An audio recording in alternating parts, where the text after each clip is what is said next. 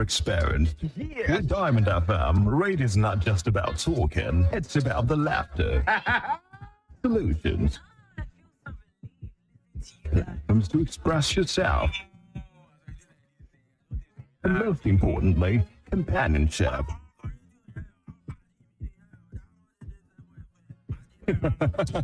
On Diamond 88.7 FM, radio is real. At Diamond FM, we've got you. Looking for a reliable, up-to-date source of credible news at all time? Your shining Supreme station is the answer. Stay tuned for the news on the hour by 1 p.m. every day on Diamond 88.7 FM Ilorin. Shining Supreme. You can only get timely, credible, and reliable news on your shining Supreme station. Diamond 88.7 FM Ilorin.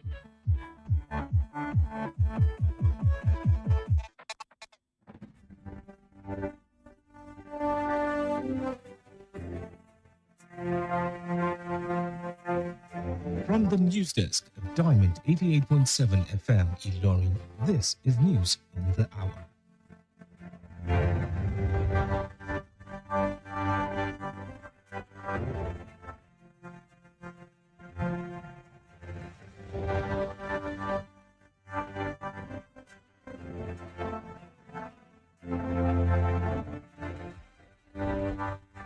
In the headlines, Federal High Court grants a 200 million naira bail each to Malami, wife, son.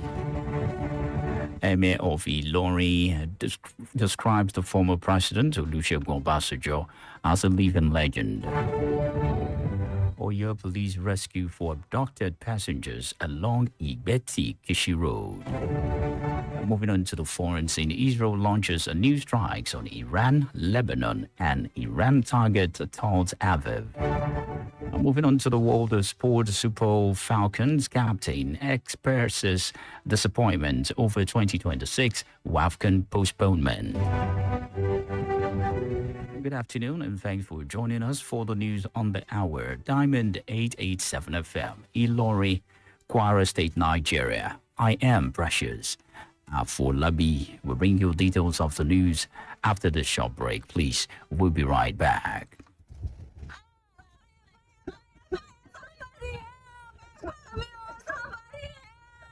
We've all heard about home fires taking lives and destroying all that a family owns.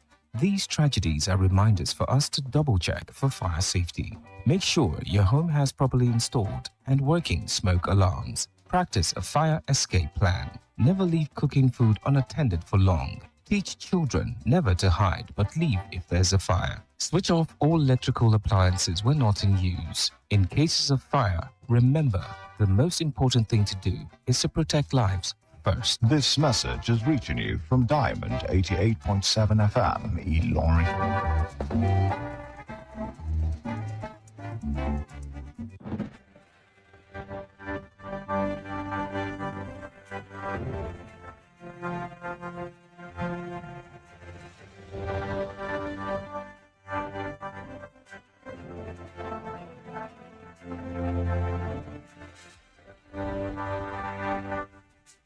Welcome back from that short break. Please do note that you can listen to us via website www.diamondfm.net or watch us live on Facebook at Diamond 887 FM, Ilorin, Kwara State, Nigeria.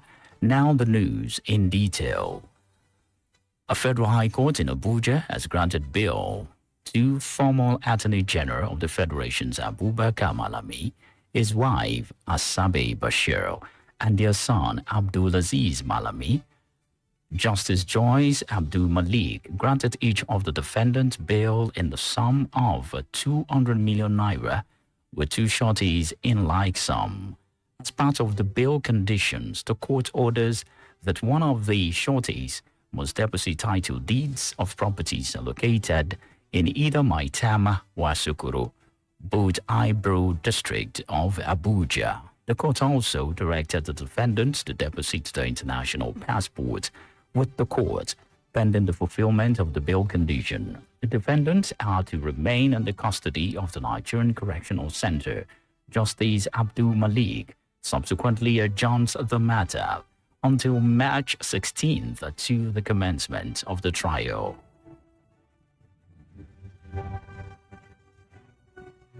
The Emir of Ilorin Alhaji Ibrahim Sulu Gambari has congratulated former President Olusegun Obasanjo on his 89th birthday, describing him as a living legend.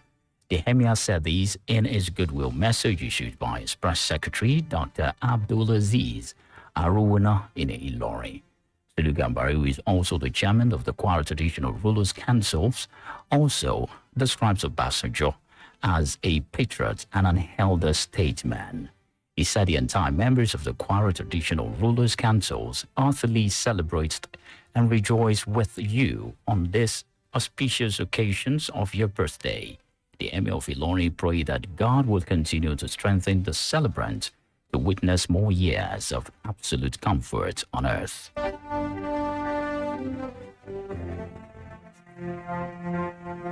A former House of Representatives candidate and a member of the ruling All Progressive Congress APC, Alhaji Ibrahim Muhammad Ajia, has congratulated the leadership and members of the All Progressive Congress APC in Kwara State following the successful and peaceful conduct of the party's state congress. Ajia felicitated with the chairman of the APC in Kwara State, Prince Sunday Fagbemi, on his reaffirmment to lead the party for another term along others members of the state executive committee. In a statement signed by his Director of Communication, Malam Abdurrahman Aliaga, Ajia describes the peaceful and itch-free Congress as of reflections of unity, maturity, and strong internal democracy within the party. Moving on, he also congratulated the newly affirmed local government and ward excos.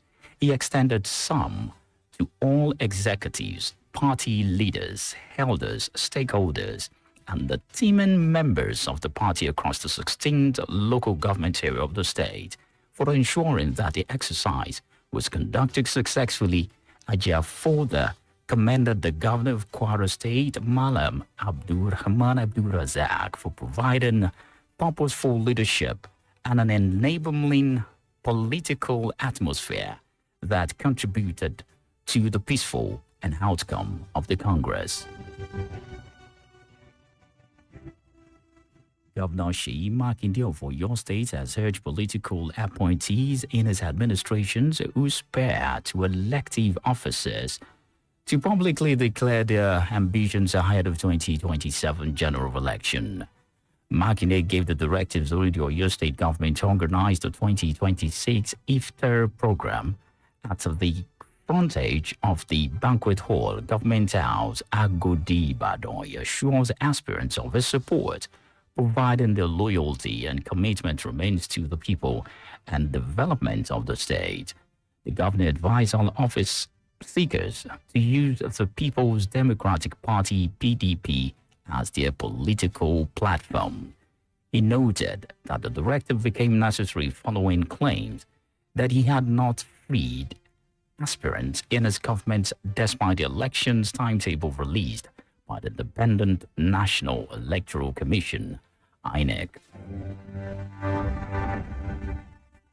Still in Oyo State, the Oyo State Police Command has confirmed the rescue of 4 passengers abducted in the early hours of yesterday along the Igbeti-Kishi Road, following what is described as a swift and coordinated security operation. In a statement, the command spokesperson, Ayola Olayinka, said preliminary finding indicated that armed hoodlums emerged from a nearby bush which blocks the road, intercepting the commercial boats traveling from Igbeti to Keshi. And according to him, 4 passengers were forcefully taken into the surrounding bush during the attack. And according to him, a combined security team comprising police operatives, members of the Amotekun Corps, Operation Bust, and other local security stakeholders swiftly moved to the areas and commenced intensive combing of the surrounding forest, which led to rescue of the 4 victims unhurt. news is reaching you from Diamond 887 FM, Ilorin, Kwara State, Nigeria. We're going to break now. When we return, we'll bring you foreign scene, sports scene. Please stay with us. Yeah, wait, he's from our tribe, and we have the same religion, so we have to protect our own. Our tribe isn't corrupt. I beg you, leave them now, our Peking. Wait, stop and think. Do you realize that the impact of corruption and careless decisions by that clansman or family member of yours doesn't know tribalism or nepotism? Let's hold everyone accountable for a better society and country. If you see something, say something to the right authorities. This message is reaching you from Diamond 88.7 FM, Ilorin.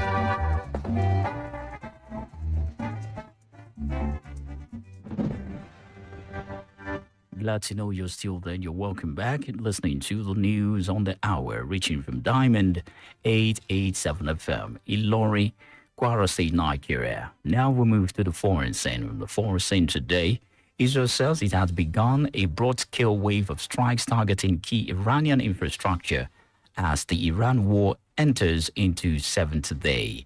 Meanwhile, Tehran has launched a new wave of retaliatory attack on the neighboring countries hosting United States based earlier today. As the new wave strikes marks as 4 weeks of the full-scale attack affecting countries across the region, Washington says its strikes on terror aims to eliminate Iran missiles program, wipe out its naval capacity, ensures the country can never obtain a nuclear weapons, and end its ability to fund the militant groups in the region. Meanwhile, the Leadership Council in Iran met and discussed how to hold a meeting of the country's Assembly of Experts, which will select the nation's new Ayatollah. The statement released after the meeting provided no timeline on the selections of the supreme leaders, nor information on whether the assembly or experts will meet in person to remotely for the vote. Moving on to the world of sport, for the last lap, Super Falcon captain Rasheedat Ajibade has expressed disappointment over the postponement of the 2026 Women's African Cup of Nations. The biennial competitions, which was initially scheduled to kick off on March 17th, was moved to July by the Confederations of the African Football, CAF. CAF announced that the postponement was due to some unforeseen circumstances, as where Ajibade took to the social media to express her frustration. And according to her, African women football deserved better. The Super Falcons played 2 friendlies against Cameroon last week in a preparations for the tournament before CAF announced the postponement of the competition. And with that, we have come to the end of the news on the hour. But before we go, here is the recap of the major highlights. Federal High Court grant a 200 million naira bail each to Malami, wife, son. Emir of Ilorin doctors passengers along Igbeti Kishi Road. And moving on to the foreign scene, Israel launches new strikes on Iran, Lebanon, and Iran target Tel Aviv. Lastly, in the world of sports, Super Falcons captain expressed disappointment over 2026 WAFCON postponement.